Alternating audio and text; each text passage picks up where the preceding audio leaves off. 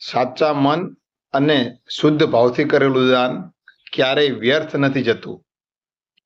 તમે રસ્તા પર ક્યારેક નીકળ્યા હોય અને કોઈ ગરીબ વ્યક્તિ દેખાય, જે વ્યક્તિ જોડે નથી અન્નની વ્યવસ્થા કે નથી પૈસાની વ્યવસ્થા, પણ તમે તમારી યથાશક્તિ મુજબ તમે એને અન્નનું દાન કરો કે પૈસાનું દાન કરો અને એ વ્યક્તિનું એ જરૂરિયાત પૂરી થાય અને એ વ્યક્તિ જ્યારે ઈશ્વરને પ્રાર્થના કરે છે કે આ જે મને આજે મેળવી આપ્યું એવું જે વ્યક્તિએ મને આપ્યું છે એને જીવનમાં ક્યારેય એની ખોટ ના વર્તાય અને એ દાન કરેલું તમારું ક્યારેય વ્યર્થ નથી જતું.